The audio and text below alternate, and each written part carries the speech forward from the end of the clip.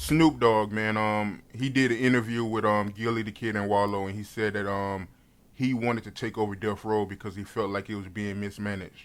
How you feel about him saying that? I agree. I agree. Uh, and Snoop may be the better person for it. I mean, Snoop's a great businessman. He stayed busy. Maybe he would treat it like, his baby because that's something that Dr. Dre and Snoop and the Dog Pound, all those guys, they built Death Row. And right now, I just see it as they're busy doing a lot of merchandise. Like, you know what I mean? You see the Death Row chains and you see the shoes, and now they have a beer. But take care of the people that need to be taken care of. And you got great records still that should be making a lot of money, and maybe they just making a lot of money that we don't know about, and it just look a certain way. But it's definitely, to me, being ran in the ground, and it's like having Suge still there. I think, to me, like, as far as fucking over people. So you do think it's a good idea for Snoop to, take over Death Row? Damn, is it a vote? Because if we can vote on that shit, yes. If there's a vote or a petition to go around, please. Yeah, definitely. And again, hopefully Snoop won't leave me out. I mean, I just want to make sure the music that I have there, that I'm paid for, the stuff that's there, that it's done right. Did you ever sign a contract when you was on Death Row? Yeah, I sure did. A recording agreement and a publishing deal. Give me the details of that contract. Damn.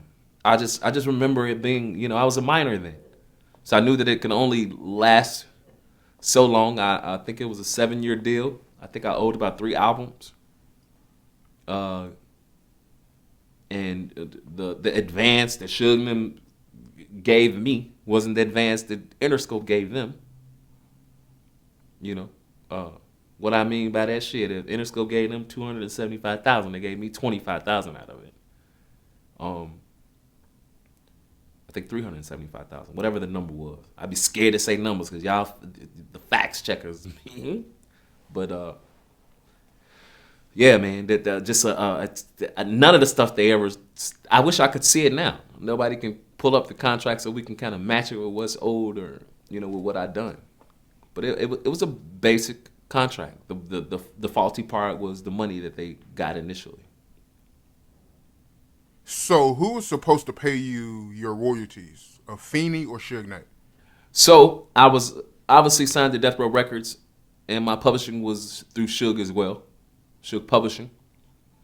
After I filed a bankruptcy, I was released from Death Row Records. But before that, I put an injunction in because I just didn't know what publishing was about. After I kind of started learning and getting older, I put a letter in myself, a certified letter into Interscope, and it put over $100-something million on hold. Nobody could get it until they satisfied what I was claiming.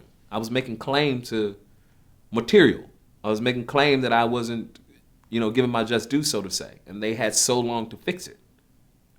And they came back with a minimum percentage. For I Ain't Mad at You and some other songs that we did. And it was the Tupac estate that I was negotiating this with. And the lawyer that was there, Dina LaPote, she was telling me, oh, the money going, you'll be all right. And it was like 30 to 60 days. 60 is the max, if I'm not mistaken, that they would cut me the check that they were supposed to cut me for what was owed.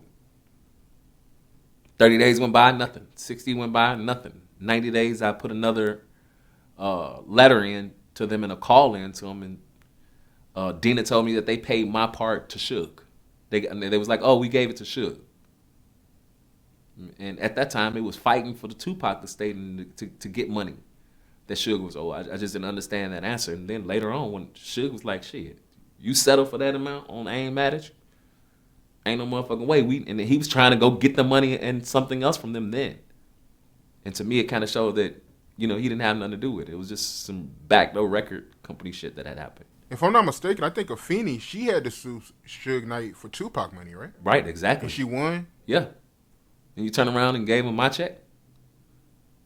I didn't have a chance. And when you see some of the interviews post, and it was before Afeni's death, I was kind of upset because I used to talk to Miss Afeni on the phone, and before she even got the money from Suge, and she was so motivating, just hang in there, and it's gonna be this and da da da da da, and to just know, like, I couldn't get her, and I understand, now to understand how this industry go, I just couldn't get her on the phone no more to talk about my part. Why would you give my part, and the struggles that I was going through or that she had went through, and now the struggles I go through? Why give my part to him? And then after that, I said, give me a copy of what y'all gave him. Show me a bank statement, a statement, or something. And then the pointing game went on between, the estate and, different labels.